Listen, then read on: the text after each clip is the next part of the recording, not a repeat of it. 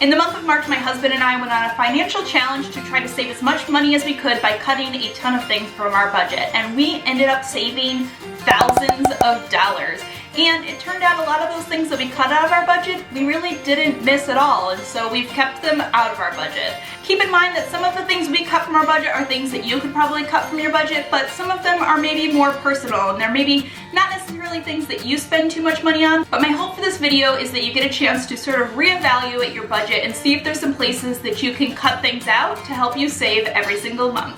The first thing that we cut from our budget were auto payments. And by auto payments, I mean those little charges, they're usually $3 or $5 that automatically get charged to your credit card for all sorts of different services. We sat down and looked at all of these auto charges, and it turned out a lot of them were services for things that we were barely using or not even using at all. And even though they didn't feel like a lot because it was like a $3 charge and then a $2 charge and then a $5 charge, at the end of the month, it ended up adding up to about $100 in savings. The next thing I cut out of my budget was brand name groceries. When Michael and I first moved in and started living together, I was just out of high school and we were on a really tight budget, and I honestly used to walk around the grocery store with a calculator. As we grew up and we grew in our careers and started making a little bit more money, I got a lot more lax with this, and I started buying lots of name brands or buying the more expensive things because I wasn't even looking and comparing prices. And month after month, my grocery bill was growing. So one of the first things that I did when we did our financial challenge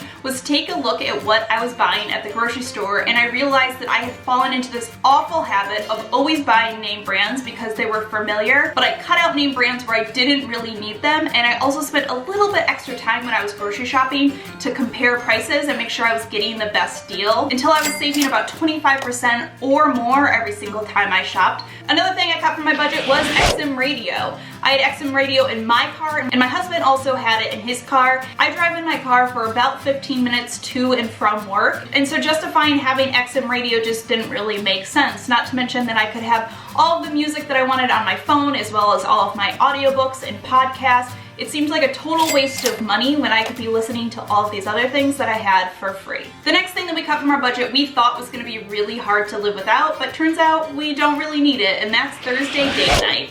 We used to go out every single Thursday night. Now mind you, just because we were going out Thursday didn't mean we weren't also going out probably Friday and Saturday and sometimes Sunday. We had just gotten into this habit of convincing ourselves that it was Thursday and the week was almost over and it had been really hard and we deserved to go out. We cut Thursday date night thinking we were going to miss it so much, but instead we just made sure we cooked a nice dinner at home. We would listen to the radio together or play a board game or just have a movie night, and we haven't missed Thursday date night at all. And actually, sometimes we talk about how much more we enjoy staying home and cooking something we really like, as opposed to spending $60 or $70 to go out for some burgers and cocktails that were just sort of mediocre. The next thing that was cut from the budget was alcohol. And I don't mean alcohol completely. We haven't gone completely dry in this house, but we really cut back on the amount of alcohol that we were drinking at home, as well as the alcohol that we were drinking when we were out. Alcohol in general is very, very expensive, especially at restaurants. The markup on alcohol at restaurants is out of this world. They're seriously robbing us blind. We started by slowly weeding alcohol out,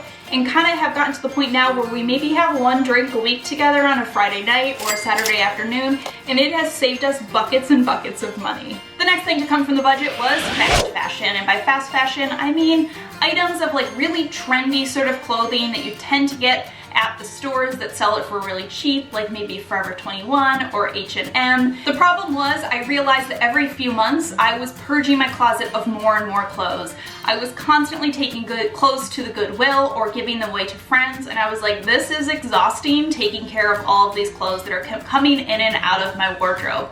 So when we moved into our new house, which was a couple of months ago, I completely purged my closet and got down to just the pieces I really, really loved. Now I have a rule that if I'm going to buy a new item, I have to get rid of an item that's currently in my closet. It has cut out all of the sort of fast fashion items. I have to really decide if I really love a piece enough to bring it home and get rid of something that's already currently in my closet. The next thing to go is what I would call trendy accessories. This has to do with jewelry and shoes and just like apparel type accessories that I didn't really need.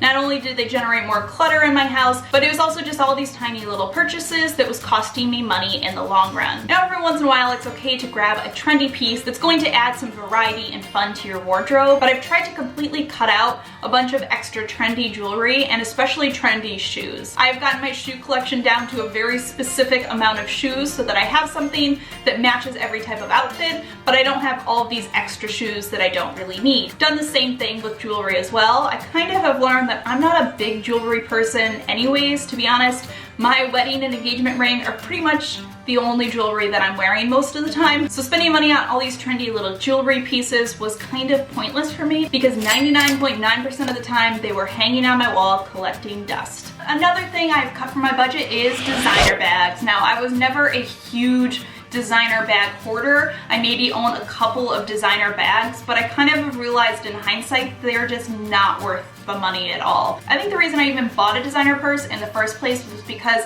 I was kind of proud that I finally could make enough money to afford one of these purses, and then I kind of just got into the habit of buying a few more here and there, and then it was just that now I bought Kate Spade purses. Now I still have them and I use them all the time, they're nice quality, but it's not really something that I need to get a new one every single season. Next item to go was takeout dinner. I can't tell you how many times on a random Tuesday or Wednesday or Friday we were too exhausted and we were too tired and I didn't want to cook dinner, and so we would get dinner to go. But even if you're getting a cheap takeaway dinner, takeout is still expensive in the long run. And usually I already had groceries in the house that I could cook something with, and if I didn't cook it up and eat it, it was probably gonna go bad. So then I was throwing away groceries that I had bought and I was spending money on takeaway dinner. Every time we were lazy and we didn't want to cook and we were like, maybe we should just get pizza, we were like, no, we're not spending money on that. We would get up, we would make something really easy to cook, and we didn't miss the takeout at all. The very final item on my list is what I will entitle the little things, and this has to do with all of those little tiny purchases that you buy because they're cute or they would look good on my Instagram feed. This has to do with getting a new cell phone case every couple of months, or getting that really adorable mug at Target when I'm about to check out, or buying one of the holiday or seasonal Starbucks tumblers because they're just so cute. No, but really, the Starbucks tumblers are like really freaking cute.